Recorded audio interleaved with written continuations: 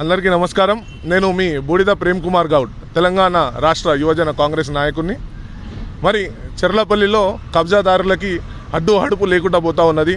గతంలో కూడా అనేక మార్లు మరి ఎంఆర్ఓ గారి దృష్టికి చెర్లపల్లిలో ప్రభుత్వ ఆస్తులు కబ్జా అవుతున్నాయి. మరి ఈ ప్రభుత్వ ఆస్తులని కాపాడవలసినటువంటి బాధ్యత మీపై ఉంది అని కూడా మేము అనేక సార్లు మరి ఎంఆర్ఓ గారి దృష్టికి తీసుకెళ్ళడం జరిగింది. మరి ఈరోజు చిన్న చెర్లపల్లి చౌరస్తాలో మరి 288 ఒక సర్వే నంబర్లో మరి 291 సర్వే నంబరు 2 ప్లాట్లు అంటే 288 ప్రభుత్వ భూమి అండి. ఇక్కడ 158 గజాలు ప్రభుత్వ భూమి ఇందులో క్లియర్గా డాక్యుమెంట్లో చూపిస్తూ ఉన్నది. అండ్ మోర్ ఓవర్ ఇక్కడ వీళ్ళది 291 సర్వే నంబర్ వీళ్ళు డాక్యుమెంట్ చేసుకున్నారు.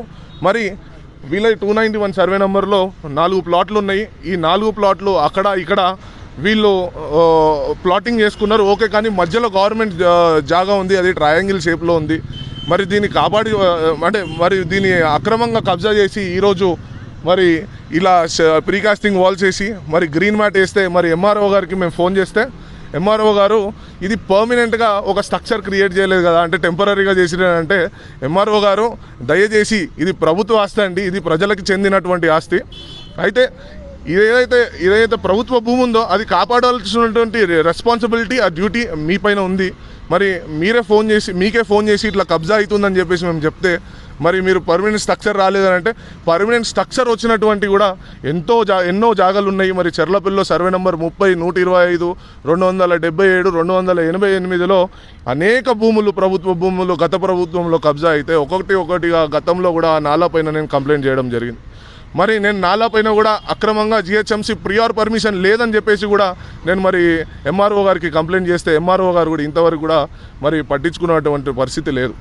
అయితే ఒకటే చెప్తా ఉన్నాం, ఇక్కడ ఏవైతే చెర్లపల్లిలో ప్రభుత్వ భూములు అన్నీ కబ్జా అయినాయో దాంట్లో మా ఊరు యువకులకి ఒక లైబ్రరీ కట్టియండి, మా దళిత బిడ్డలకి ఒక అంబేద్కర్ భవన్ కట్టియండి, మరి యంగ్స్టర్స్ అందరికీ కూడా మరి ఇండోర్ స్టేడియం అనేది కట్టియండి, కానీ అక్రమంగా కబ్జా చేసి దోపిడీ దొంగల్లా దోచుకోవద్దని చెప్పేసి కూడా మేము తెలియజేస్తూ ఉన్నాం.